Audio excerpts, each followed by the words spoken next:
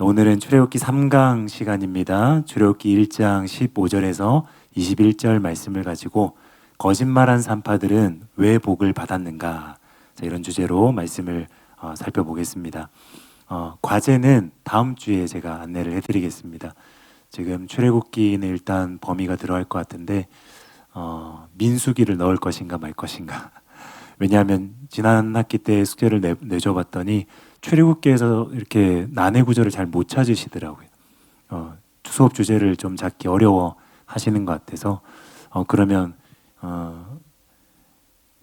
민수기까지 포함을 하면 조금 더 범위가 넓으니까 연구할 만한 구절이 있지 않을까 조금 고민을 해보고요. 다음 주에 제가 안내해 드리도록 하겠습니다.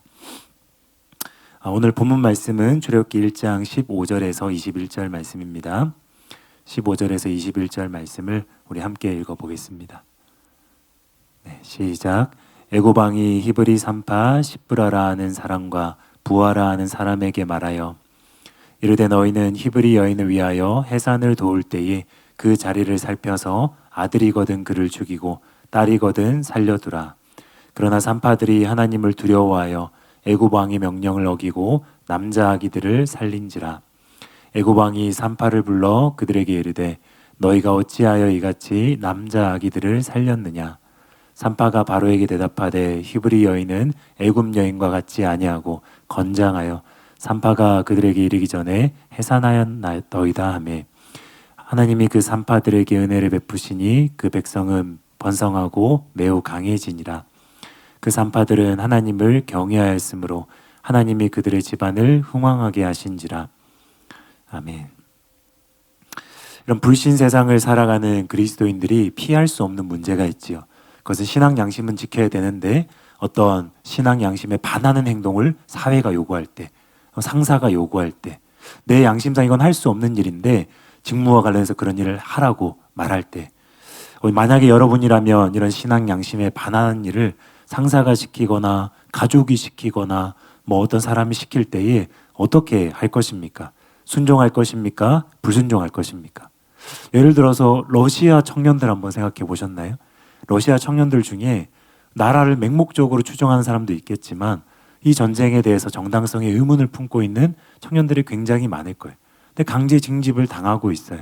전쟁터에 서게 되면 죽이지 않으면 죽게 되는 그런 상황이잖아요. 이런 여러 가지 상황들이 있을 수 있다는 것입니다. 그래서 우리가 이런 상황에서 순종을 할 것이냐, 불순종을 할 것이냐, 또 불순종하더라도 그 상황을 어떻게 모면할 것이냐, 이런 실제적인 문제를 오늘 본문은 다루고 있습니다. 예전에 한 중국 지하 성도의 간증이 기억이 납니다. 당시에 예배가 금지되어서 공안들이 거리에서 기독교인들을 잡아들이고 있었어요. 교회를 급습해서 교회를 이렇게 문 닫게 하고 예배를 흐트러버리는 그런 일들을 하고 있었어요. 근데 한 소녀가 예배에 참석하기 위해서 길을 걸어가다가 잡혔습니다. 공안이 진실을 추궁하면서 어디 가는 거냐고 다그쳤습니다. 그 소녀가 대답하길 저는 지금 친척 보러 가는 겁니다. 가족 보러 가는 겁니다. 그렇게 대답을 한 거예요. 그래서 이 예화가 성령께서 그 시에 주시는 그 말을 할 것이다. 그 시에 딱 적절한 그 말씀을 주실 것이다. 이런 예화로 주로 간증을 많이 들어가는데 맞는 말씀이지만 사실은 이 말은 거짓말입니다. 우리가 늘 이렇게 간증을 뾰족한 눈으로 볼 필요는 없지만 수업과 관련해서 곰곰이 생각해 보면 거짓말이죠. 왜냐하면 공안이 듣기에 친척이라고 그러면 당연히 법률상 친족을 의미한다고 생각을 하지 주 안에서의 형제 자매를 친척이라고 하지 않는다는 거죠. 그때 아마 정확한 워딩이 큰오빠였나 그랬을 거예요. 예수님이 맏아들 되시니까 큰오빠 보러 간다고, 예수님 보러 가고 예배 드려 가는 게 큰오빠 보러 가는 거 맞잖아요. 근데 그 표현이 믿음으로서는 할 수 있는 말이고 신앙인으로서는 할 수 있는 말이지만 듣는 사람의 입장에서는 명백히 거짓말이라는 거죠. 이처럼 신앙 양심을 지키면서 세상 일을 헤쳐나가는 것이 쉽지는 않다는 거예요. 성령께서 지혜로운 말을 줘서 우리가 듣기에도 참 지혜롭다 생각할 수 있지만 사실 이게 거짓말이냐 아니냐를 놓고 보면 이것이 거짓말에 해당할 수 있다는 것이죠. 그런 의미에서 오늘 본문의 산파들이 왕의 명령을 어겼는데도 지금 복을 받고 있어요. 그러면 우리도 이런 상황이 됐을 때에 이 상황에서 어떻게 해야 되는가, 그리고 이런 상황에서 마지못해 거짓말을 하더라도 그것에 대해서 하나님은 어떻게 평가하시는가, 이런 점들을 우리가 알 수 있다는 것입니다. 이를 통해서 우리는 하나님의 마음을 알 수 있고 또 바른 신앙 자세를 배울 수 있고 또 어디까지가 허용이 되는 것인가, 어떤 것들은 하면 안 되는 것인가, 이런 점들도 분별할 수 있습니다. 그래서 오늘 함께 본문을 살펴보기 원합니다. 첫 번째로 산파들은 거짓말을 했음에도 왜 복을 받았을까?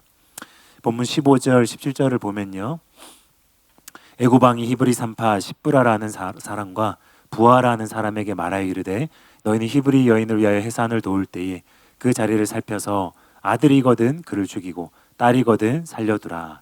그러나 산파들이 하나님을 두려워하여 애굽 왕의 명령을 어기고 남자 아기들을 살린지라. 먼저 학자들은 이 십브라와 부하, 이 사람들은 산파 중에 넘버원, 투입니다. 왜냐하면 이 히브리 원어를 보시면 첫째는 십브라고 둘째는 부하라 이러고 있거든요. 순서를 말하고 있다는 거예요. 당연히 이 장정만 60만 명에 해당하는 이스라엘 백성에게 산파 2명일 리는 없죠. 많은 산파들이 있었을 것이지만 그들 중에 이제 수간호사처럼 최고 이제 경험이 많고 능숙한 그런 우두머리가 되었던 십브라와 부라를 말하는 것입니다. 근데 이들이 히브리인인가 애굽인인가 아니면 산파일을 전문적으로 하는 어떤 제3의 세계의 제3국의 사람인가 논쟁을 벌입니다. 보통은 그냥 히브리인이라고 알고 있지요. 번역도 그렇게 많이 되어 있기 때문에. 근데 의외로 이 문제는 확실하지 않습니다. 구약에 이런 말씀들이 참 많은 것 같아요. 자료가 너무 부족하기 때문에 세세하게 따져들고 보면은 이게 번역은 그렇게 되어 있지만 실제 원어를 살펴보면 이것인지 저것인지 명확하지 않은 그런 표현들이 좀 있는 것 같아요. 그러니까 히브리인이 아닐 수도 있다. 먼저 이것을 여러분에게 상기시켜 드립니다. 우리가 왜 이 문제를 살펴봐야 되냐? 조금 의미가 있습니다. 왜냐하면 만약 이 사람들이 히브리인이었다. 그런데 애굽 왕의 명령을 어기고 남자아이들을 살렸다. 그러면 이제 아무래도 히브리 백성들 하나님을 경외하는 백성이고 신앙과 믿음을 가지고 있는 백성이었기 때문에 이건 진정한 경외심이라고 평가할 수 있다는 것이죠. 그런데 이제 이 여인들이 애굽 여인이다. 애굽 여인인데도 이 애굽 왕의 명령을 어기고 남자아이들을 지켰다. 그러면 아무래도 이게 유대교에서 말하는 그 경외심이라기보다는 자연적인 차원에서 히브리인이 믿는 그 하나님을 좀 존경하고 존중하는 의미에서 그런 의미에서 이렇게 두려워하면서 한 것이 아닌가, 조금 이렇게 구분해서 볼 수가 있다는 거죠. 이상근 박사님이 이렇게 잘 설명을 하셨습니다. 하나님을 두려워하여 여기 하나님이 어떤 하나님이냐는 것이 고려된다.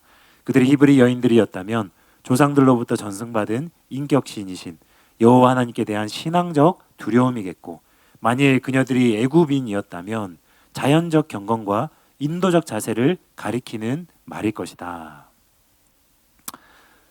그러니까 뭐 지금 제가 수업에 본격적인 해석이 들어가기 전에 이런 부분도 있다라고 가볍게 지금 던지고 있는 것입니다. 이처럼 여인들이 출신에 따라서 그들이 두려워했다는 이것이 참된 경외인지 아니면 자연적인 차원에서 두려워한 것인지가 나뉜다는 거예요. 뭐 여러 근거가 나오겠지만 명백한 건 뭡니까? 그들이 실제로 하나님을 경외했다는 거예요. 본문이 보여주는 가장 명백한 사실은 그들이 하나님을 경외했다. 그래서 복을 받았다. 이것만 기억하시면 되는 거예요. 하나님을 진짜 경외했다. 그래서 참된 복을 하나님으로부터 받았다. 그렇죠? 그래서 이게 애굽 여인이나 제3족이기보다는 히브리 여인일 가능성이 좀 더 높아지는 거지요. 학자들은 이 문제를 이제 확정하기 위해서 이름의 어원을 밝히기도 하고 정황 증거들을 살펴보기도 합니다. 그래서 무슨 바로 왕이 몇 세 때, 뭐 누구 왕 때 무슨 일이 있었고 그때 이런 산파들이 있었고 이런 거 막 분석을 해요. 근데 이게 고대 제한적인 사료이기 때문에 확정지을 수가 없어요. 그런 자료로는 해석을 결정하기가 어렵습니다. 근데 여러분이 의외로 출애굽기가 아니라 창세기를 보면 이 문제를 풀 수 있는 강력한 유력한 단서가 나옵니다. 창세기 43장 30절 32절입니다. 요셉이 아우를 사랑하는 마음이 북받쳐 급히 울 곳을 찾아 안방으로 들어가서 울고 얼굴을 씻고 나와서 그 정을 억제하고 음식을 차리라 하며 그들이 요셉에게 따로 차리고 그 형제들에게 따로 차리고 그와 함께 먹는 애굽 사람들에게도 따로 차리니 애굽 사람은 히브리 사람과 같이 먹으면 부정을 입음이었더라. 이처럼 애굽 사람이 히브리 사람과 겸상을 하지도 않았습니다. 유대인들이 부정을 입을까 봐 이방인들과 식탁 교제하지 않지요. 오늘날도 만약 유대인들이 여러분을 저녁 식사에 초대한다. 그럼 여러분을 이너서클로 받아들인 거예요. 여러분의 마음을 활짝 열었다는 그런 의미입니다. 근데 이제 마치 그와 같이 애굽인들은 히브리 사람들과 접촉을 꺼렸다는 거예요. 부정탄다고 생각을 했던 거예요. 그럼 애굽인들이 히브리인들과 식탁도 겸하지 않는데 자녀 출산을 히브리 산파에게 맡긴다? 또 애굽 사람들이 히브리 자녀들의 그 산파 일을 한다? 이거 상상하기 어렵다는 것이죠. 그러므로 시브라와 부하는 히브리 산파로 추측하는 것이 타당합니다. 이런 해산하는 문제를 놓고 이렇게 교류했다고 보기가 너무 힘들다는 것이죠. 식탁 겸상도 하지 않았던 사람들이 어떻게 이렇게 자녀 출산이라는 중요하고 큰 일에 대해서 서로 이렇게 맡겼겠는가, 말이 되지 않는다는 것이지요. 그렇다면 이제 다음 문제로 넘어가서 이 히브리 산파들, 이들은 왜 하나님께 복을 받았을까요?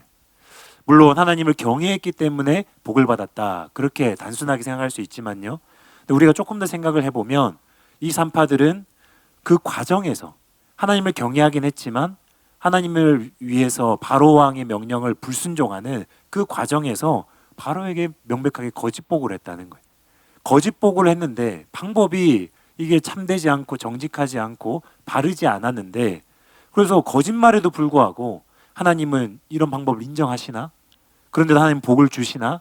이런 문제가 대두될 수 있다는 것입니다. 세상 일이야. 세상 일은 죄된 영광이어도 괜찮잖아요. 죄악된 일로 조폭들이나 어떤 사업가들이 이 죄를 섞어서 부정직하게 탈세를 하면서 여러 그런 방법을 통해서 부와 명성을 쌓기만 하면 이 인정되는 것이 세상 영광이잖아요. 근데 하나님의 영광은 그렇지 않잖아요. 하나님의 영광은 그 과정도, 방법도, 그 동기도 다 깨끗하고 순결해야 될 것 같은데 이것이 괜찮나라는 의문이 든다는 것이죠. 17절부터 19절을 다시 보면요, 그러나 산파들이 하나님을 두려워하여 애굽 왕의 명령을 어기고 남자 아기들을 살린지라. 애굽 왕이 산파를 불러 그들에게 이르되 너희가 어찌하여 이같이 남자 아기들을 살렸느냐. 산파가 바로에게 대답하되 히브리 여인은 애굽 여인과 같이 아니하고 건장하여 산파가 그들에게 이르기 전에 해산하였더이다 하매. 그럼 방금 봤듯이 이 산파들의 이 대답은 이것은 대답이 안 되지요. 왜냐하면 히브리 여인들이 다 건장할 리도 없을 것이고, 그렇죠? 사람마다 또 다 다를 것인데 한결같이 이렇게 도착하기 전에 나왔다, 이게 말이 안 된다는 것이죠. 이처럼 순교를 각오하지 않고 또 정직하게 이 상황을 그대로 받아들이지 않고 오히려 거짓말로 과장으로 곤란한 상황을 모면한 산파들이지요. 근데 왜 하나님께서 이들에게 복을 주셨는가, 그런 의문을 제기할 수 있다는 거예요. 더 나아가서 이처럼 하나님께서 산파들에게 복을 주신 것을 보면 이거 봐라, 목적이 정당하기만 하면, 하나님께 순종하고 하나님께 경외하기 위한 그 목적이 확인만 되기만 하면 거짓말해도 된다, 그런 어떤 교리와 원리가 도출될 수도 있다는 거예요. 마치 어떤 우리가 아니죠, 신천지에서 하듯이 이 모략이라고 이 추수할 수만 있으면, 데리고 나올 수만 있으면, 그 목적만 전당하면 거짓말해도 되고 무슨 수를 써도 상관없다, 마치 그것처럼 이상한 원리가 도출될 수 있다는 것이죠. 이게 정리가 필요하다는 것입니다. 그럼 실제로 하나님은요, 산파들의 거짓 보고에도 불구하고 복을 주셨어요. 지록기 1장 20절 21절을 보면요, 하나님이 그 산파들에게 은혜를 베푸시니 그 백성은 번성하고 매우 강해지니라. 그 산파들은 하나님을 경외하였으므로 하나님이 그들의 집안을 흥왕하게 하신지라. 그러므로 이 문제를 해결해야 됩니다. 실제로 많은 학자들이 이 문제를 어려워하고 거짓말을 이해하는 데 쉽지 않아 합니다. 이 본문을 우리가 이해해야 되는데 그 첫 번째로 해야 되는 것은 무엇이냐? 본문의 초점이 어디에 있는가? 거짓말에 있는가? 하나님을 경외함에 있는가? 그러니까 산파들이 복을 받은 이유가 도대체 뭔가? 거짓말을 포함해서 복을 받은 것인가? 아니면은 경외했기 때문에 복을 받은 것인가? 그들이 받은 은혜와 복이 도대체 무엇과 연결되어 있는가? 이것을 알아야 됩니다. 먼저 17절에서 산파들은요, 분명히 하나님을 두려워해서 바로의 명을 거역했다, 이렇게 나옵니다. 그러나 산파들이 하나님을 두려워하여 애굽 왕의 명령을 어기고 남자 아기들을 살린지라. 그리고 이후 21절에도 이것을 반복해서 강조합니다. 그 산파들은 하나님을 경외하였으므로 하나님이 그들의 집안을 흥왕하게 하신지라. 반복한 거 중요한 거죠. 분명하게 지금 설명하고 있는 거죠. 산파들이 복을 받은 이유는 하나님을 경외했기 때문입니다. 구약에도 신약에도 마찬가지. 신자가 하나님께 참된 복을 받는 유일한 비결, 심령도 평안하고 근심을 겸하여 주지 않고 이 땅에서도 100배의 복을 받고 내세에서는 영원한 복을 받는 비결, 그래서 하나님을 진짜 경외하는 거예요. 하나님을 사랑하고 그의 명령에 순종하는 거예요. 그것 외에는 다른 것이 없다는 거예요. 그리고 그 경외함을 나타내는 순종, 하나님을 사랑하는 것을 순종으로 나타내듯이 경외도 당연히 순종으로 나타내야 되는 거예요. 이 누군가요? 아브라함이 이삭을 제단에 드릴 때 그제야 내가 하나님을 경외하는 줄 내가 알았노라, 그렇게 말하는 것처럼 경외는 순종을 낳아야 돼. 경외는 나타나야 된다는 거예요. 바로왕의 명을 어기고 남자아기들을 살린 그 순종으로 이 산파들의 경외심이 진짜라는 게 나타난 거죠. 근데 여러분이 주목해야 될 것이 뭡니까? 출애굽기 본문은 딱 여기까지 산파들의 행동을 유의미하게 평가한다는 거예요. 거기까지 딱 평가한다는 거예요. 그걸 잘 따라가셔야 돼요. 헷갈리는 게 뭐냐면 우리는 다른 게 막 보인다는 거죠. 우리 눈으로 보면 거짓말하는 게 보이고 뭐 부족한 게 보이고 뭐 저기 아브라함이 사례를 뭐 누이라고 한 게 보이고 이런저런 게 다 보인다는 거죠. 근데 성경은 어떻게 평가하고 있는가? 성경은 어떤 행동들을 어떻게 평가하고 있는가? 그걸 잘 봐야 된다는 거예요. 근데 성경은 그녀들이 하나님을 경외했기 때문에 복을 받았다, 이것만 말하고 있다. 딱 거기서 멈춰야 돼. 굉장히 디테일한 부분이고 사소한 것 같지만 거기서 해석이 갈리는 거예요. 거짓말에 대해서는 아무 평가를 하고 있지 않다. 거짓 보고에 대해서는 아무 평가를 하고 있지 않다. 이런 걸 여러분 면밀하게 따라가셔야 된다는 겁니다. 중요한 것은 그녀들이 바로 왕에게 했던 거짓 보고 19절에 대해서는 평가하지 않는다는 것입니다. 19절과 20절을 원인과 결과관계로 연결하지 않는다는 거예요. 그러므로 산파들은 단지 왕의 명령을 어겼기 때문에 복을 받은 게 아니에요. 또 거짓말로 상황을 모면했기 때문에 복을 받은 게 아닙니다. 그 상황을 지혜롭게 잘 넘겼으니까 복 받은 것, 그런 게 아니라는 거예요. 그녀들은 하나님을 경외했고 순종으로 나타나는 경외심을 보였기 때문에 하나님께 큰 복을 받은 것입니다. 이 점을 먼저 분명하게 정리하시기 바랍니다. 여러분, 한편 이 산파들의 순종은 사소한 것이 아니었어요. 왜냐하면 이로 인해서 첫 번째로 그녀들이 복을 받기 전에 이스라엘 백성이 흥왕케 되고 이스라엘 민족의 가문들이 세워졌기 때문입니다. 20절을 보면요, 하나님이 그 산파들에게 은혜를 베푸시니 그 백성은 번성하고 매우 강해지니라. 여러분, 창세기에 아브라함에게 하신 주님의 언약을 보거나 그리고 출애굽기 1장부터 4장까지 쭉 따라와 보시면 알겠지만 하나님은 아브라함과 맺은 언약인데 그 언약의 핵심 내용이 뭡니까? 내 자녀들이 모래알같이 많아질 것이다. 그 자녀들 속에서 메시아가 나올 것이다. 그러니까 이스라엘 백성이 쇠퇴하고 쪼그라들고 힘이 없어지는 게 아니라 갈수록 숫자가 많아지고 건강해지고 번성해지고 힘과 세력을 얻어가는 것, 그게 언약 성취입니다. 그게 하나님 입장에서는 언약을 신실하게 이행하시는 거예요. 그런데 산파들이 바로 이 하나님의 언약의 이행을 도운 꼴이 됐다는 것이지요. 사소한 것이 아닙니다. 하나님께서 아브라함과 맺은 언약의 성취를 도운 것으로 봐야 된다는 거예요. 하나님 아브라함에게 내가 반드시 내게 은혜를 베풀어 내 씨로 바다에 셀 수 없는 모래같이 많게 하리라 언약하셨어요. 그런데 원수 마귀는 바로 이 언약의 이 내용을 깨뜨리고 공격하기 위해서 바로를 책동하는 거예요. 아브라함의 자손을 죽이려고 하는 거예요. 그런데 산파들이 하나님을 경외하여서 자손들을 살린 것입니다. 그래서 하나님께 복을 받고 있는 거예요. 시편 112편 1절을 보면요, 할렐루야, 여호와를 경외하며 그의 계명을 크게 즐거워하는 자는 복이 있도다. 이상과 같은 관점에서 이상근 박사님은 산파들의 순종을 이렇게 평가했습니다. 그녀들의 회답은 전적으로 사실은 아니었다. 그녀들은 책임을 회피하려는 둔사를 쓴 것이었다. 돌려 말했다, 이런 겁니다. 그것은 그녀들이 순교까지도 각오한 높은 신앙자들은 아니었던 것을 말하는 것이다. 그러나 성경의 뜻은 그녀들의 비겁을 탓하는 것이 아니고 하나님을 두려워하며 인도주의를 따른 것을 높이고 있다. 그러니까 인도주의라기보다는 하나님을 경외해서 아이들을 살린 것인데, 근데 그녀들이 순교를 각오하고 그 정도는 아니었다는 것이죠. 비록 산파들은 순교를 두려워해서 거짓말하고 상황을 모면하긴 했지만 그것 때문에 복을 잃어버리진 않았습니다. 여전히 그녀들은 하나님을 두려워하여 히브리 남아들을 보호하였다. 이것은 어디 가지 않는다는 거예요. 그 경외심과 그 순종은 어디 가지 않는다는 거예요. 그것 때문에 복을 받았다는 것입니다. IBP 성경 난제주석도 같이 이렇게 설명합니다. 출애굽기 1장 21절은 시프라와 부하가 그들의 거짓말 때문이 아니라 하나님을 경외하였으므로 하나님의 복을 받았다고 명확히 말한다. 따라서 그들의 하나님에 대한 존경과 경외심이 바로에 대한 충성심보다 우선했다. 그들은 하나님을 신뢰했고 바로의 손에 넘어가는 것보다 아이들을 살해할 경우 하나님의 손에 들어가 그 일을 해명하게 될 것을 더 두려워했다. 하지만 이 말은 여자들이 했던 말이나 행동이 전부 옳았다는 뜻이 아니다. 자, 한마디로 산파들은 거짓말 때문에 복을 받은 게 아니라 거짓말에도 불구하고 복을 받은 것입니다. 그럼 이 거짓말은 어떤 거짓말까지는 용서가 되는가?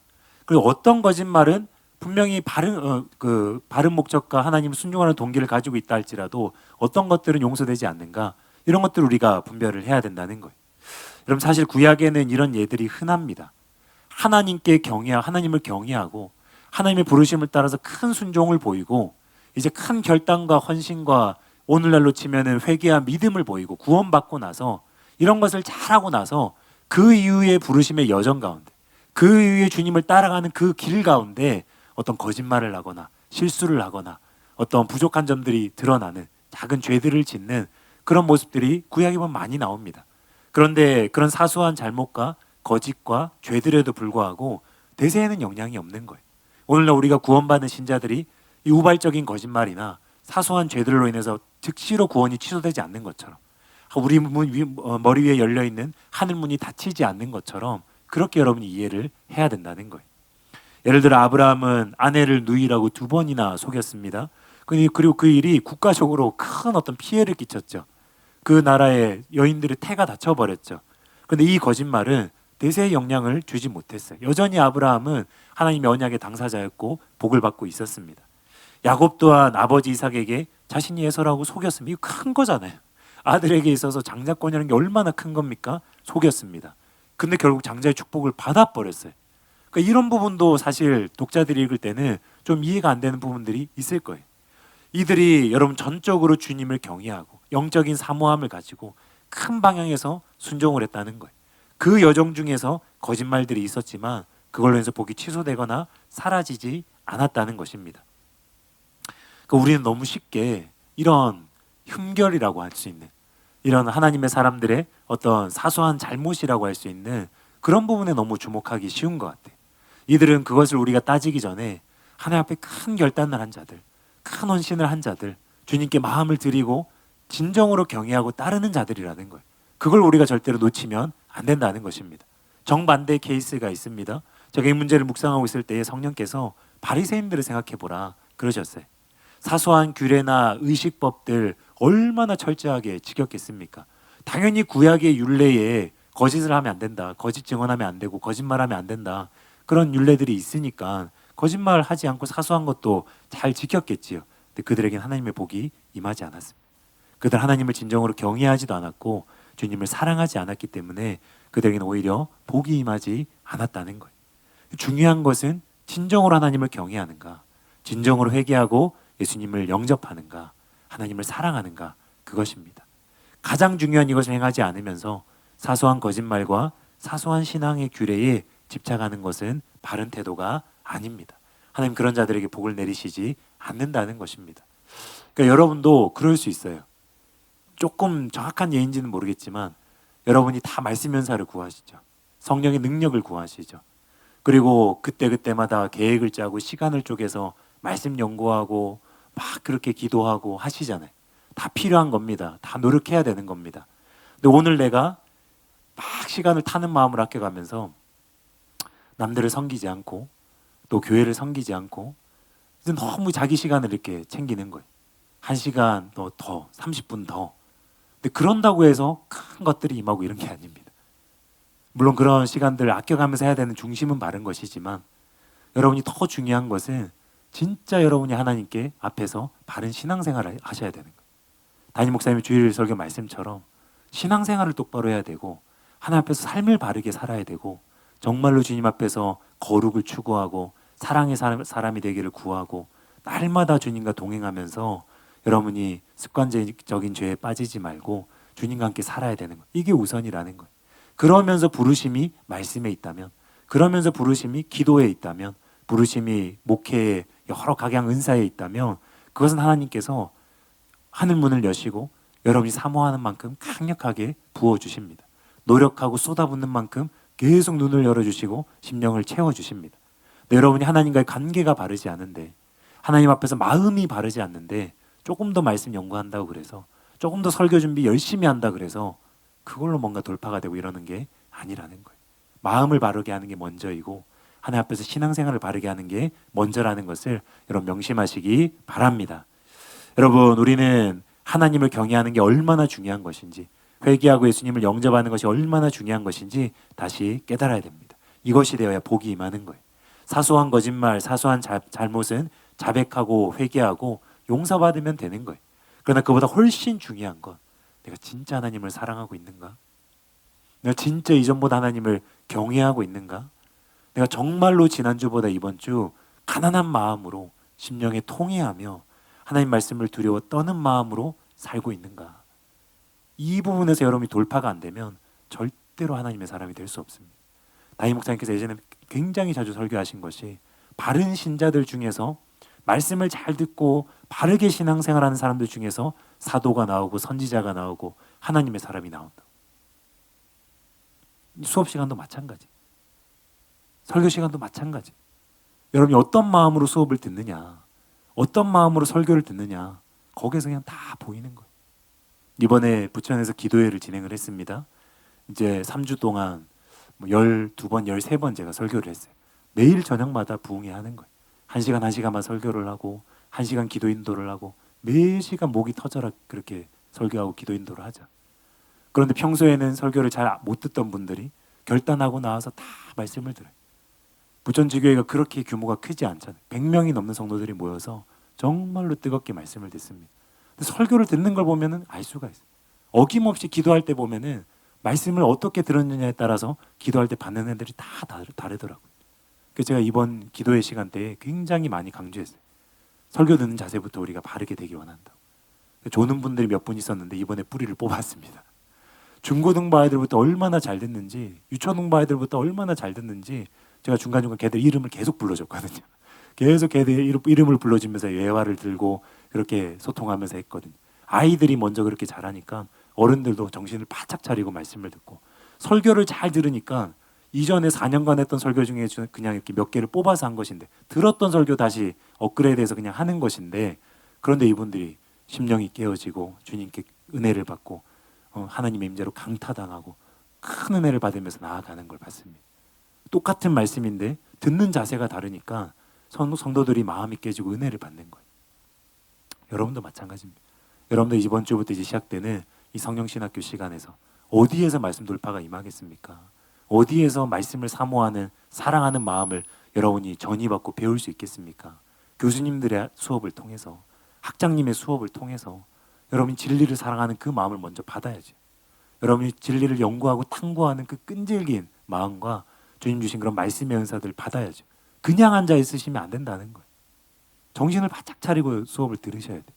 정말로 주님께서 이 시간을 통해서 분별력을 주시고 이 진리의 영의 인도하심을 받을 수 있는 그런 세세한 그런 가르침과 그런 영적인 감각들을 여러분에게 일깨워 주시는 시간이 이 시간인데, 여러분 중에도 한두 분이 지금 좀 눈빛이 약간 흐리멍텅합니다. 그러시면 안 돼요. 방학 끝났습니다. 방학 빨리 이제 끝내시고 개강하시기 바랍니다.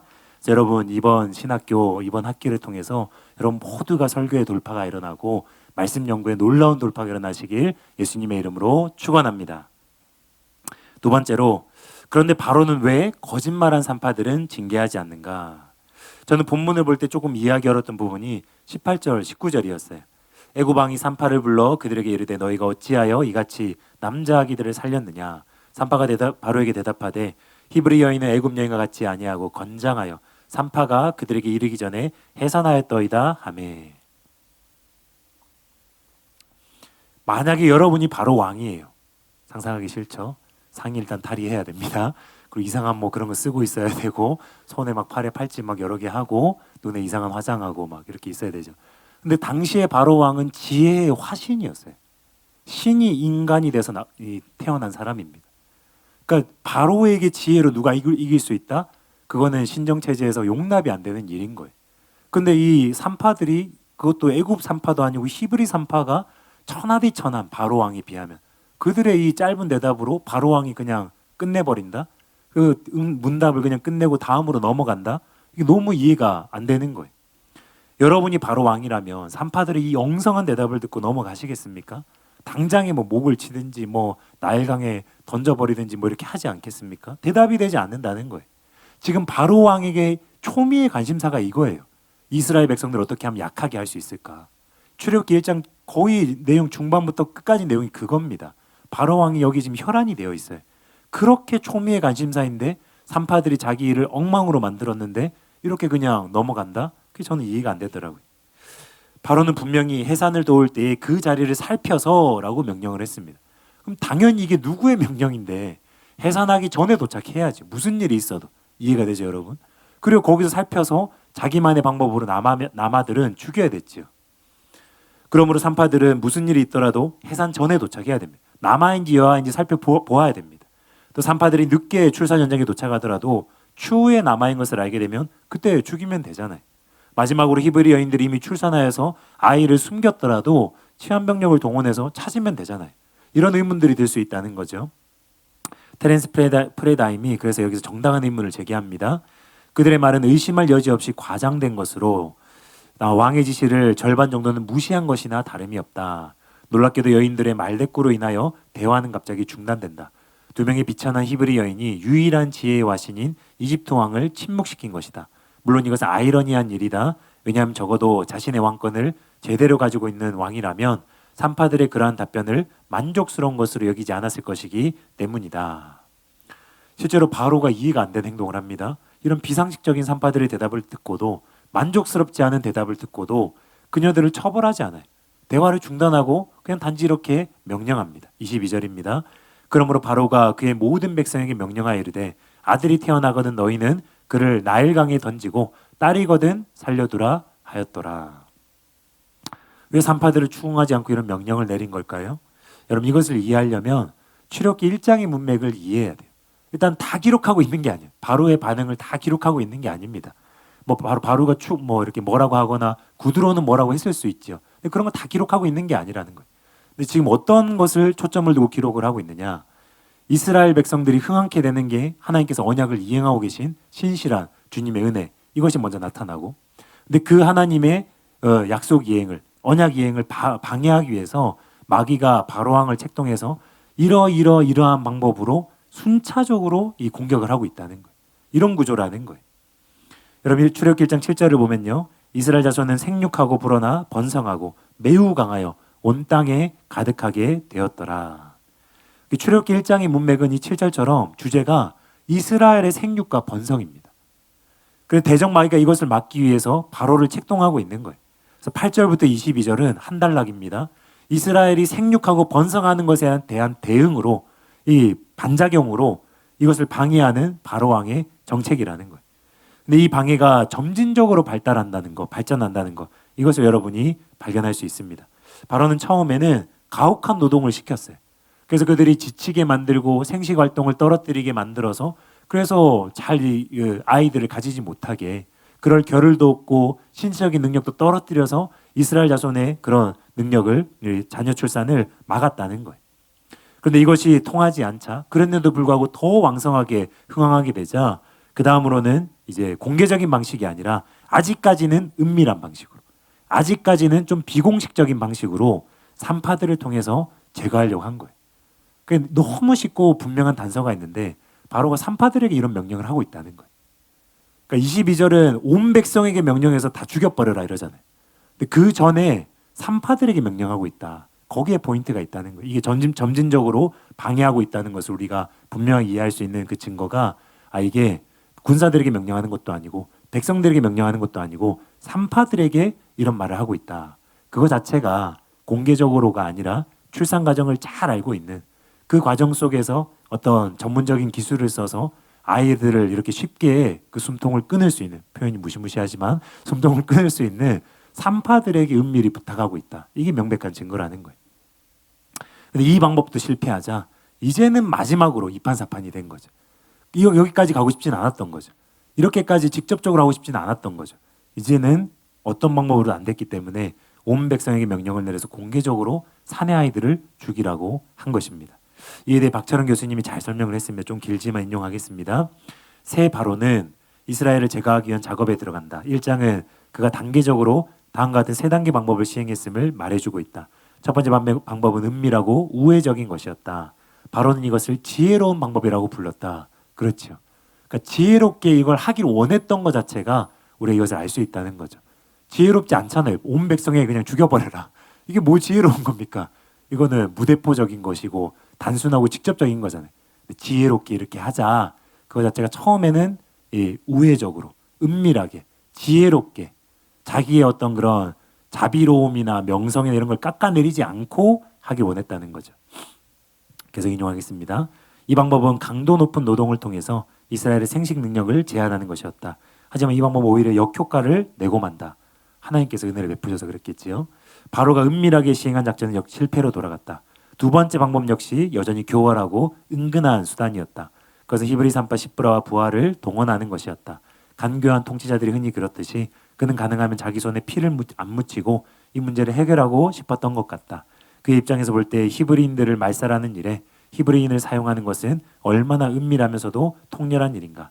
이런 점에서 볼 때 출애굽기 저자가 여기에서 굳이 바로라는 용어를 사용하지 않고 애구방이라는 용어를 사용한 것은 이 애구방 바로와 히브리 산파의 민족적 정체성의 대비를 더욱 강조해주기 위한 것으로 보인다. 하지만 바로가 충분히 계산해 넣지 못한 문제는 이 히브리 산파들이 애구방인 그보다 하나님을 더 두려워했다는 점이다. 그 결과 바로는 이스라엘 백성이 번성하고 매우 강해지는 것을 다시 한번 목도하게 되었다. 두 번째 은밀한 방법이 실패하자 바로는 드디어 세 번째 방법을 사용한다. 이 방법은 앞에 두 개 방법과 달리 공개적이고 전면적이다. 교활한 통치자인 바로는 더 이상 자신의 정체를 숨길 수가 없었다. 이처럼 자신의 진짜 모습을 드러낸 그가 사용한 잔인한 방법은 히브리인의 모든 남자아이를 무조건 죽이는 것이었다. 여러분 이제 이해가 되시지요? 바로 왕이 산파들에게 내린 명령이 무엇인지 우리 이제 알 수 있는 거예요. 그러니까 출산하기 전에 해산하는 과정에 참여하면서 엄마도 모르게, 다른 사람들도 모르게 은밀하게 그 아이를 이 출산을 도와주면서 어떤 이 행동을 해서 아이를 죽이라 이건 거죠. 그래서 우발적으로 출산 과정에서 당신은 또 고대니까 아이들이 얼마나 많이 죽어 나갔습니까? 오늘날처럼 발달되지 않았기 때문에.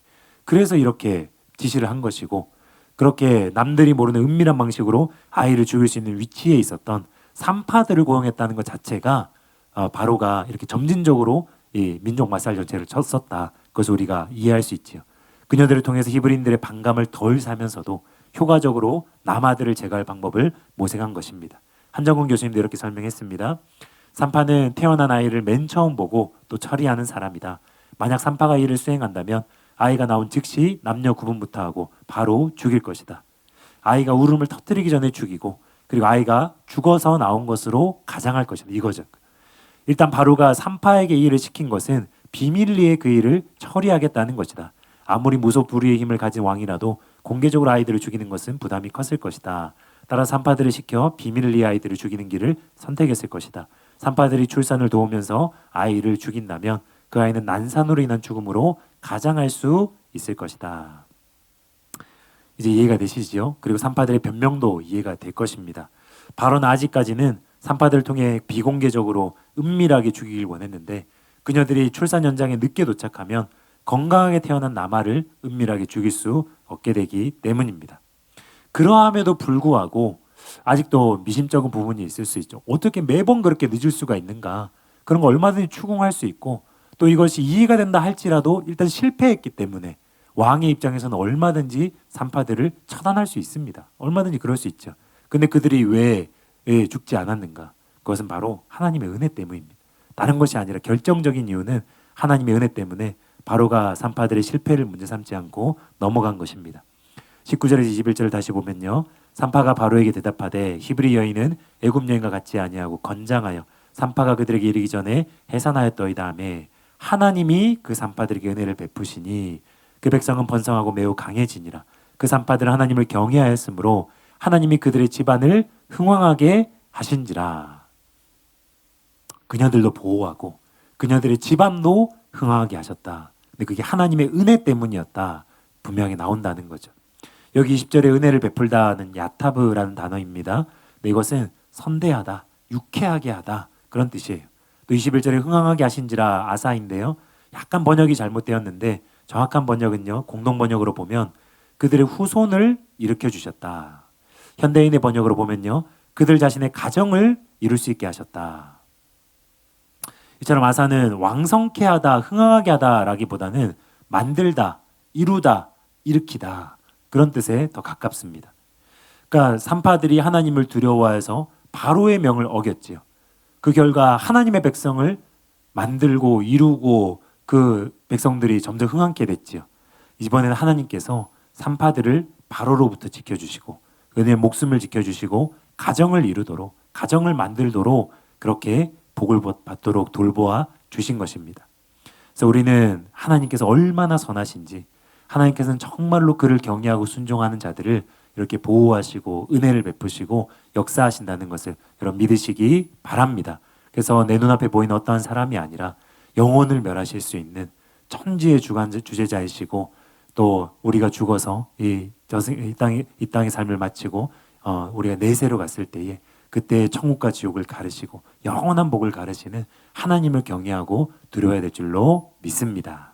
이제 마지막으로 세 번째로 그렇다면 목적이 바르다면 거짓말을 해도 괜찮은가? 이것을 살펴보기 원합니다. 그럼 산파들은 하나님을 경외해서 복을 받았습니다.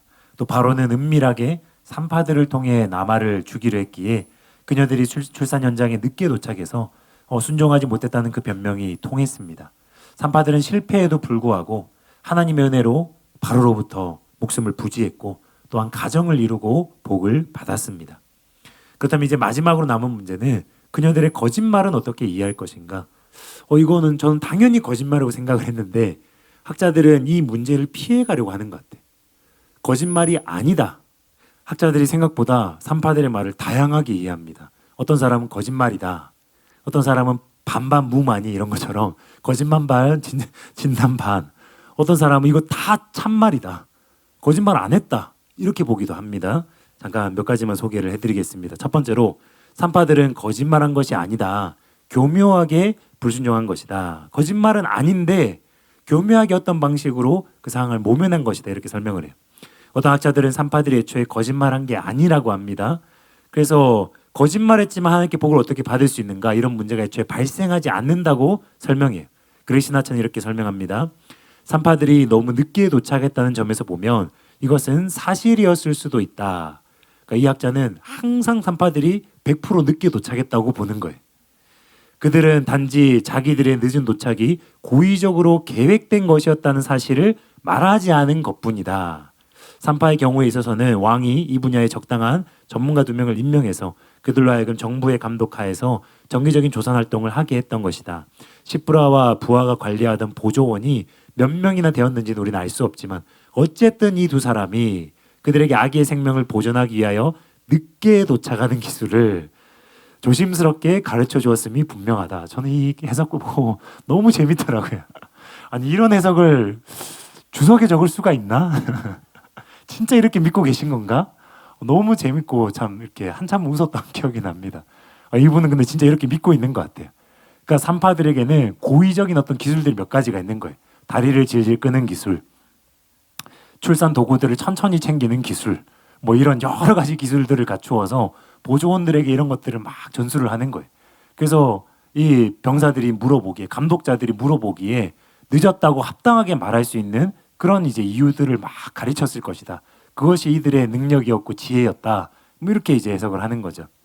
네, 여러분 일찍 도착했지만 늦게 가서 못 죽였다라고 거짓말을 하든 일찍 갈 수 있었지만 늦게 도착하는 여러 기술을 사용해서 늘 늦게 가서 못 죽였다. 둘 다 본질은 똑같은 거예요.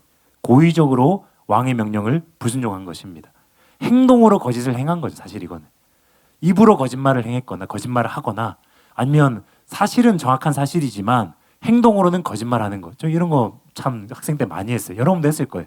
뭐냐면 집에서 도서관 간다 그래요. 제가 오늘 도서관 가서 공부하고 온다고. 도서관 실제로 갑니다. 부산대학교 도서관까지 올라갑니다. 문 열고 들어갑니다. 1분 있다가 바로 나옵니다. 그리고 내려와서 뭐 이제 오락실을 가거나 어디를 가거나 놀고 오는 거죠. 집에 가서 엄마가 물어봐요. 오늘 도서관 갔다 왔냐고. 갔다 왔습니다 어머니. 거짓말 아니죠. 여러분, 우리는 이 거짓말의 스펙트럼을 굉장히 넓게 잡아요. 거짓말의 스펙트럼을 넓게 잡아야 돼요. 그래서 이것이 설명이 안 된다는 거예요. 이런 식으로 늦게 도착하고 고의적으로 이제 늦게 도착하는 기술들을 막 가르쳤다. 근데 본질이 바뀌지가 않잖아요. 그 방법이 분명히 왕을 속이고 있는 거잖아요. 그걸 우리가 다루고 있는 것인데 이런 식으로는 피해갈 수 없다는 거예요. 두 번째로 산파들의 말은 반은 진실이고 반은 거짓이어서 괜찮다.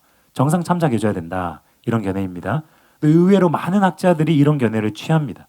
산파들의 말이 전부 거짓은 아니기 때문에 그 점을 정상 참작해줘야 된다는 거예요. 그래서 그녀들이 복을 받을 수 있었다. 취소되지 않았다. 이렇게 보는 거예요. 테렌스 프레다임 이렇게 설명합니다. 그들의 말은 의심할 여지 없이 과장된 것으로서 왕의 지시를 절반 정도는 무시한 것이나 다름이 없다.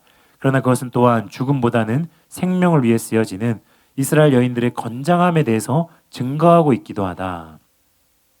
눈앞에 닥친 현실에 비추어 볼 때 솔직하게 다 말하지 않은 것, 이것은 정당성을 인정받을 수 있다. 그러니까 이스라엘 여인들이 건장했다, 건강해서 아이들을 빨리 낳았다, 이거는 참된 말이었다는 거예요. 오히려 그녀들의 말을 통해서 이스라엘 여인들에게 건강을 주시고 그녀들에게 축복하신 하나님의 어떤 그런 은혜가 드러나게 됐다. 뭐 이런 식으로 막 긍정적으로 해석을 하면서 이런 식으로 산파들의 말이 거짓도 있었지만 이런 긍정적인 부분도 있기 때문에 이런 거 용납해줘야 된다. 애매하게 비껴나가려고 합니다. 이 참말 반 거짓말 반이라고 해도 여러분 이것은 문제는 똑같아요. 반쯤만 거짓말이라고 해도 아니 10분의 1, 100분의 1이 거짓이라고 해도 문제는 똑같은 거예요. 거짓이 섞여 있는데 과정 중에 그 방법 중에 거짓이라는 부분이 들어가 있는데 그럼에도 불구하고 복을 받을 수 있는가? 여전히 이 문제는 남는다는 거예요. 마지막 세 번째로 목적이 바르더라도 거짓말은 엄밀히 죄다. 그러나 하나님께서 이것을 용서하신 것이다. 이렇게 보는 거죠. 예를 들어서 어거스틴은 이렇게 이해합니다. 그러나 그녀들이 거짓말을 하였기 때문이 아니라 그녀들이 하나님의 백성에게 자비를 베풀었기 때문이다. 그런 거로 상을 받게 된 것은 그녀들의 거짓이 아니라 그 친절 때문이었고 그녀들이 거짓말을 했던 악이 아니라 그녀들이 베푼 마음의 인자함이었다. 하나님께서는 선을 위하여 악을 용서하신 것이다. 조금 참고하시도록 설명을 하자면 여러분 세상 형법에도 위법성 조각 사유라는 게 있어요. 이 사람이 분명히 죄를 지었는데 그냥 그 행동만 놓고 보면 이건 잘못된 건데 근데 이 사람이 그런 행동을 할 만한 이유가 있었던 거예요. 그거를 정상 참작을 해줄 만한 합당한 사유가 있었던 거예요. 그러면 그 사람이 죄를 지었지만 그 행동을 했지만 처벌하지 않는 거예요. 예를 들어서 경찰관이 범인을 제압하기 위해서 싸우잖아요. 때리잖아요. 그 과정에서 범인들이 다치기도 하잖아요. 범죄도시 이런 거 보면은 막 무섭잖아요. 진실의 방 들어가면은 나는 절대 저 방에 안 들어가야지. 지옥 가기 전에 나는 절대 저 방에 안 들어가야지. 이런 생각 들잖아요. 근데 분명히 그건 좀 잘못된 수사 방식이지만 근데 범인을 제압하는 과정에서 상해를 가할 수가 있는데 절대 경찰들이 그 업무 수칙을 지키면서 제압을 했으면 처벌받지 않는다는 것이죠. 그런 게 있다는 거예요. 또 강도가 나를 해치려고 하는데 정당방위로 우리가 그 강도를 방망이 들고 대항하다가 강도에게 골절상을 입혔어요. 근데 그것이 절대로 폭행죄, 그 상해죄로 처벌받지 않는다는 거죠. 또 전쟁터에서 군인이 사람을 죽여야 되잖아요. 근데 살인죄로 또 처벌받지 않는다는 것입니다. 물론 이제 포로라든지 전쟁과 상관없는 민간인 죽이는 거는 문제가 되지만 합당한 업무 범위 내에서 적군을 사살하는 것은 살인죄로 안 본다는 거죠. 이런 게 있다는 거예요. 세상법에도. 그래서 이런 점들은 감안을 해야 되는 게 분명히 있다는 거죠. 근데 본문에서 산파들은요. 바로 왕의 불법적인 명령에 불순종하는 과정, 그 과정에서 거짓말을 하고 있다는 거예요. 하나님을 경외하기 위해서 이 왕의 불법적인 명령을 어기고 그에게 거짓 보고를 하고 있는 거예요. 그래서 이 거짓말이라는 것 자체는 죄이지만 이런 상황과 이런 사유들을 참작을 해줘야 되는 것 아닌가, 이렇게 우리가 조금 이해를 해볼 수 있다는 거예요. 거짓말은 죄이지만 그것은 분명히 위법한 행동이지만 이렇게 할 수밖에 없었던 상황과 그 사정이 있었기 때문에 이거를 정상 참작해야 된다. 그래서 그녀들의 거짓말에도 불구하고 하나님의 복은 취소되지 않는다. 그럴듯하죠. 이것도 일견 타당한 얘기죠. 근데 이것 때문에 복이 취소되지 않았던 게 아닙니다. 이게 정확한 해석이 아니에요. 그게 아니라 아까도 제가 말씀드렸지만 그게 아니라 성경을 여러분이 보시면요. 성경은 그녀들이 하나님을 경외한 것, 그것만 딱 평가를 하고 있다는 거예요.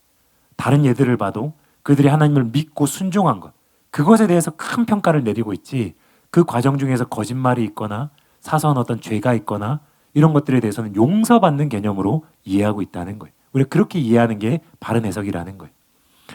구약의 다른 유사한 사례를 비교해 보면요, 산파들은 정상 참작할 상황이었기 때문에 용서받고 복받은 게 아니라, 산파들이 복을 받은 이유는 하나님은 용서하신 하나님이시기 때문에, 그를 경외하는 자들에게, 언약 관계에 있는 자들에게 제사를 통해서든 어떤 방법을 통해서든 자백하고 회개하면 용서하시는 분이시기 때문에, 동의서에서 먼 것처럼 그들의 죄를 잊어버리시고 하나님 곧 하나님을 위하여서, 나는 곧 나를 위하여서 우리의 죄를 기억하지 않는 분이시기 때문에 용서하는 하나님이라는 것으로 우리가 이해를 해야 된다는 거예요.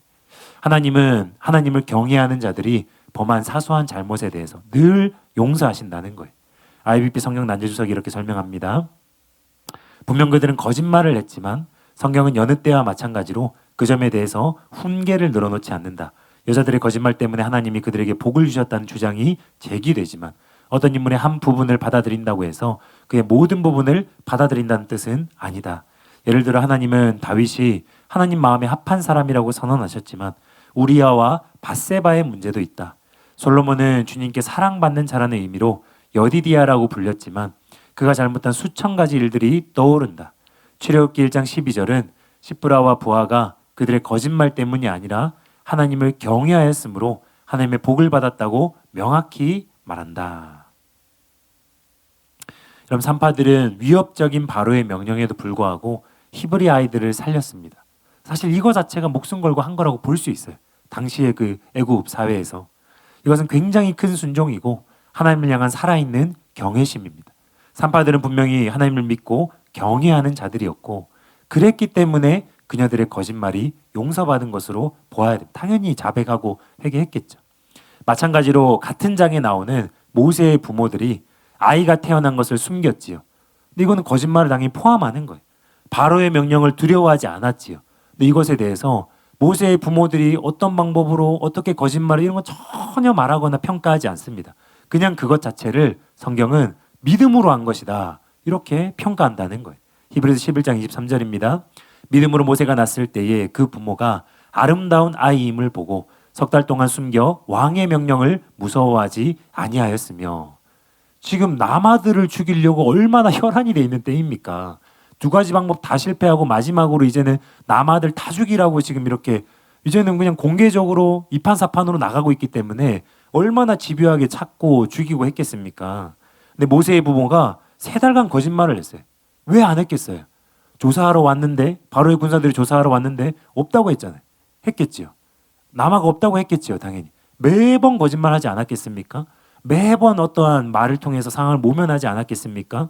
그런데 악한 이 바로왕의 명령에 저항하기 위해서 산파들처럼 한 번이 아니라 3달간 동안 여러 일이 있었을 텐데 그것에 대해서 성경은 침묵하고 있다는 거예요. 성경은 그냥 이 전체 사건을 놓고 믿음으로 행한 것이다. 오히려 긍정적으로 평가하고 있다는 거예요. 이처럼 라합도 마찬가지입니다. 히브리서 11장 31절을 보면요. 믿음으로 기생 라합은 정탐꾼을 평안히 영접하였으므로 순종하지 아니한 자와 함께 멸망하지 아니하였도다. 근데 여러분이 여호수아 2장 본문을 보십시오. 당시 여리고 왕이 라합을 신문했어요. 근데 명백하게 거짓말합니다. 근데 이거에 대해서 성경은 평가하지 않아요. 뭐 산파들보다 모세의 부모보다 더 명백하게 거짓말 내용이 다 나와 있습니다. 성경이 이걸 그냥 무시해버려요. 라합이 그냥 믿음으로 행했다. 구원받았다. 그렇게 평가한다는 거예요. 여호수아 2장 3절에서 5절입니다. 여리고 왕이 라합에게 사람을 보내어 이르되 내게로 와서 내 집에 들어간 그 사람들을 끌어내라. 그들은 이 온 땅을 정탐하러 왔느니라. 그 여인이 그 2 사람을 이미 숨긴지라. 이르되 과연 그 사람들이 내게 왔었으나 그들이 어디서 왔는지 나는 알지 못하였고 그 사람들이 어두워 성문을 닫을 때쯤 되어 나갔으나 어디로 갔는지 내가 알지 못하나 급히 따라가라. 그리하면 그들을 따라잡으리라 하였으나. 저는 오히려 이런 부분들 보면서 하나님의 은혜를 느낍니다. 결론에서 말씀드리겠지만 어떤 사람은 이미 마음이 준비된 사람이 있죠. 어떤 사람은 예수님처럼 세례 요한처럼 스데반처럼 기독교 순교사와의 그런 하나님의 사람들처럼 이런 상황이 됐을 때 정직하게 말하고 있는 그대로 말하고 핍박당하고 고난당하고 피해받고 그리고 죽을 수 있지요. 그건 나름의 큰 은혜이고 하나님께 영광이 되는 일입니다. 근데 어떤 사람 아직 그 정도 준비는 되지 않은 거예요. 진짜 주님을 경외하기를 원하는 거예요. 그런데 자기에게 지혜가 없는 거예요. 굉장히 실제적인 문제예요. 자기에게는 어떤 간증들은 들었지만 이런 상황이 됐을 때에 굉장히 지혜롭게, 그러면서도 상황을 잘 모면할 수 있는 그런 말주변이나 지혜나 이런 게 없을 수 있다는 거예요.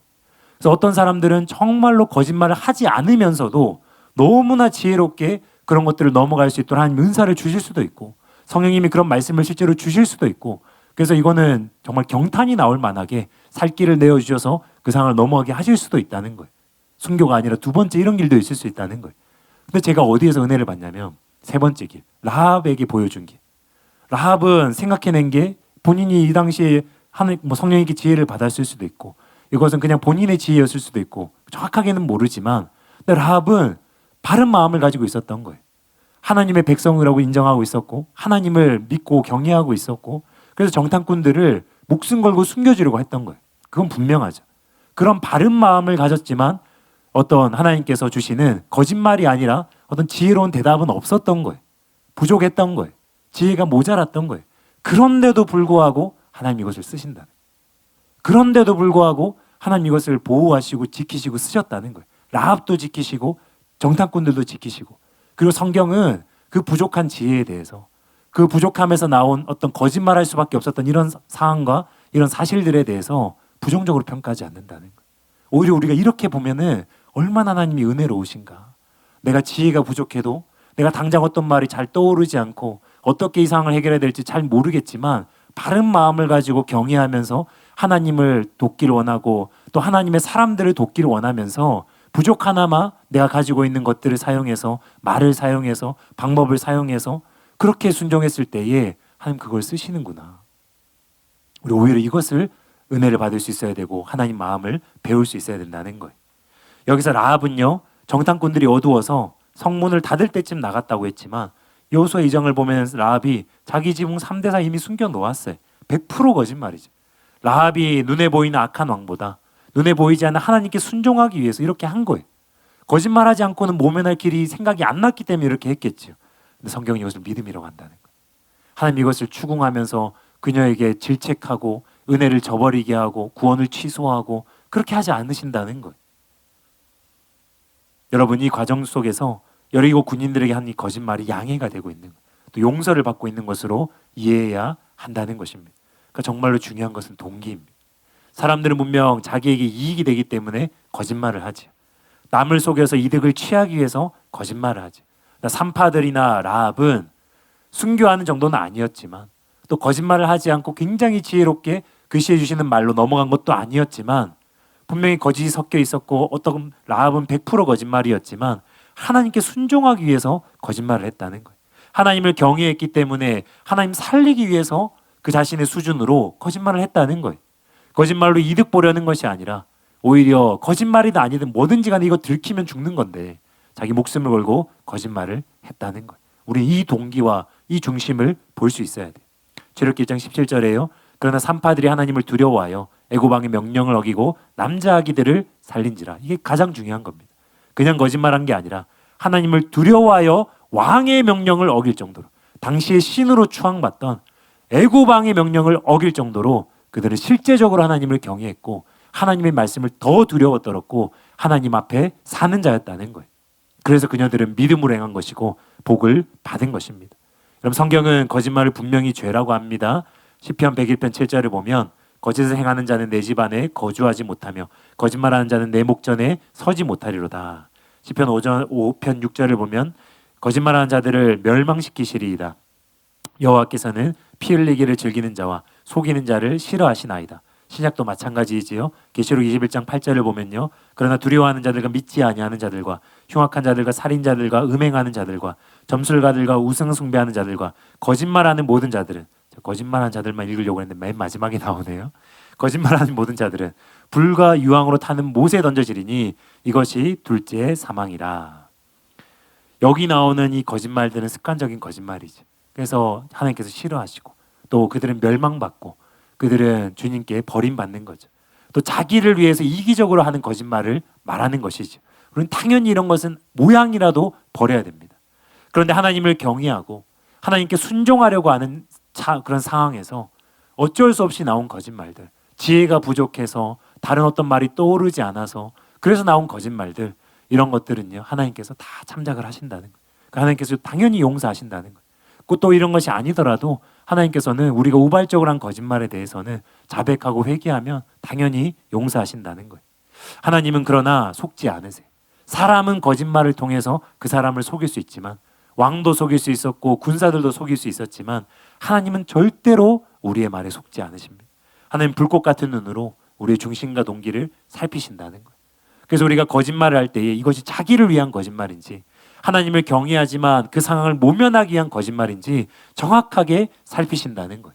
그래서 성경은 산파들이나 라합의 거짓말에도 불구하고 그들이 하나님을 경외하는 것을 보고 그것을 믿음으로 인정하고 거짓말에 대해서는 두말하지 않는 거예요. 이런 면도 있다는 거예요. 그러므로 본문은요, 거짓말에 대한 합리화 구절이 절대로 아닙니다.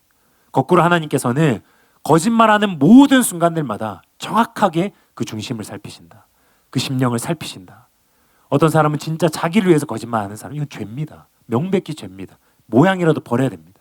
어떤 사람은 하나님께 순종하기 위해서, 또 상사의 부당한 명령이고 세상 살면서 신앙 양심에 꺼리는 일들이지만 이걸 피해가고 싶지만 어쩔 수 없이 내 수준이 부족해서 거짓말을 하고 모면해야만 되는 그런 상황이 올 수도 있다는 거예요. 하나님은 중심을 보시고 그가 진짜 하나님을 경외하기 때문에 신앙 양심을 지키고 싶어서 어쩔 수 없이 한 것이라면 그것을 주님께서는 하나님 경외하기 위해서 했던 행동으로 평가하신다는 거예요.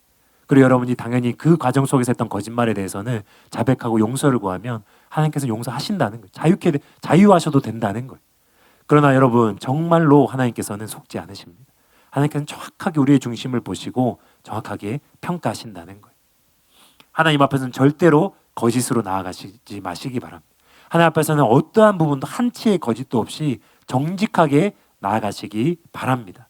어떤 것에도 속지 않으시고, 또 하나님을 경외한 자들에게는 사소한 잘못과 거짓말에도 불구하고 정확하게 그들의 믿음과 경외심을 평가하여서 복을 주시고 구원을 베푸시는 선하신 하나님을 믿으시기 바랍니다. 그래서 하나님을 두려워하는 마음으로 오늘도 우리가 이 말씀을 깨닫게 되었으니 더욱더 정직하게, 더욱더 주님 앞에서 한 점 부끄럼 없이 살아가는 저와 여러분 되시길 예수님의 이름으로 축원합니다. 결론을 말씀드리겠습니다. 기독교 역사를 보면요, 신앙 양심을 지키기 위해서 순교의 현장에서 당당하게 죽음을 맞이한 수많은 분들이 계십니다. 다니엘과 세 친구 하나님을 경외했지요. 그런데 상황을 모면하기 위해서 거짓말하지 않았습니다. 둘러대지 않았어요. 담담히 풀무불에 던져졌습니다. 거의 비슷한 상황이잖아요. 모면하지 않았다는 거예요. 던져졌습니다. 다니엘도 마찬가지. 절하지 않았다고 정적들이 고발하자 모면하지 않았습니다. 거짓말하지 않았습니다. 내가 믿는 하나님이 나와 함께 하실 것이고 살리실 것이다. 던지라고 했어요. 사자굴에 던져졌습니다.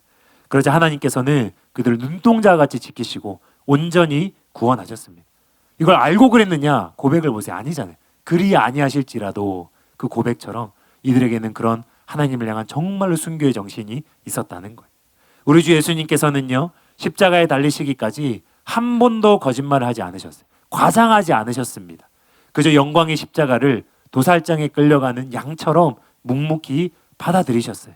베드로전서 2장 21절 22절을 보면요, 이를 위하여 너희가 부르심을 받았으니 그리스도도 너희를 위하여 고난을 받으사 너희에게 본을 끼쳐 그 자취를 따라오게 하려 하셨느니라. 그는 죄를 범하지 아니하시고 그 입에 거짓도 없으시며. 여러분이 기독교 신앙 때문에 또 사랑하는 교회를 다니는 것 때문에 여전히 어떤 불이익이 있을 수 있고 박해가 있을 수 있고 사회생활할 때에 여러분이 겪게 된 어려움이 있을 수 있습니다. 근데 진짜 여러분이 이런 믿음이 있다면, 진짜 여러분이 이렇게 주님을 사랑하는 마음이 있다면 우리 모두는 고난으로 부르심을 받았기 때문에, 여러분 하나님 예수님의 제자로 부르심 받았지만 여러분 주님의 그 아름답고 보배로운 계획을 성취하라고 부르심 받았지만 고난으로의 부르심을 받았습니다. 우리는 늘 그런 것만 생각해요. 말씀이 얼마나 돌파되나, 설교가 얼마나 돌파되나, 사역이 얼마나 돌파되나, 얼마나 내가 하나님 부르심을 이루고 있나, 사역적으로 뭐 그런 은사적으로. 그러면서 고난으로의 부르심을 이루고 있는지는 관심도 없다는 거예요. 내 삶에서 고난이 끊어지면은 문제의식이 없다는 거예요. 존 웨슬리는 그러지 않았는데, 그는 사역에 대한 부르심도 지대한 관심을 가졌고 고난에 대한 부르심도 날마다 관심을 가져서 벽돌이 날아오지 않으면 자기에게 문제가 생긴 줄 알고 즉시 말해서 내려서 무릎을 꿇고 기도했는데, 여러분 고난받고 계십니까? 부르심입니다. 여러분의 신앙의 여정 가운데 있어야 되는 일이라는 거예요. 근데 고난이 왜 끊어졌습니까? 둘 중에 하나인 거예요. 고난을 피하고 있거나 아니면 여러분이 변질됐거나. 스데반은 거짓말하지 않았어요. 세례 요한도 거짓말하지 않았습니다. 12사도도 거짓말하지 않았습니다. 기독교 순교 사활을 보십시오. 수많은 성도들이 거짓말이나 요행으로 그 자리를 피하지 않았어요. 고난을 다 받았고 핍박을 다 받았고 자기 십자가를 다 짊어졌다는 거예요. 아픈 일이고 힘든 일이지만 그럼 다 받으셔야 됩니다. 교회 다니는 것 때문에, 신학생인 것 때문에 다 고난 받으셔야 돼요. 핍박 받으셔야 돼요. 그러면 우리는 더 높은 차원을 사모해야 될 줄로 믿습니다. 하나님께서는 우리의 경외심을 보시고 믿음을 보시고 순간 거짓말한다 하여서, 순간 상황을 모면하는 말을 한다 하여서 복을 취소하시지 않습니다. 구원을 취소하시지도 않습니다. 그러나 우리는 예수님처럼, 기독교 위인들처럼 하나님을 경외하기 때문에 또한 타협하지 않는 자가 되어야 됩니다. 입술에 과장이나 거짓이 없는 자가 되어야 합니다. 핍박과 박해를 담담히 받아들이고 그리스도인답게 살아야 될 줄로 믿습니다. 그럴 때 천국에서 여러분의 상이 클 것입니다. 각자의 부르심에 맞게 어떤 사람은 다니엘과 세 친구처럼 눈동자같이 보호받고 구출될 것이고, 어떤 사람은 그리 아니할지라도 그 말씀이 실제로 이루어져서 스데반처럼 세례 요한처럼 무참히 순교당하게 될 것입니다. 그러나 그것이 더욱 큰 영광이고 복입니다. 하나님께서 그를 지극히 귀하게 보실 것이고, 스데반을 위로하셨던 주님께서 그 순간 영광으로 임재하시고 두 팔 벌려 여러분을 맞이할 것이기 때문입니다. 그런 여러분, 이 은혜를 사모하시기 바랍니다. 주님을 너무나 경외해서 변명하고 싶지 않은 거예요. 상황 모면하고 싶지도 않은 거예요.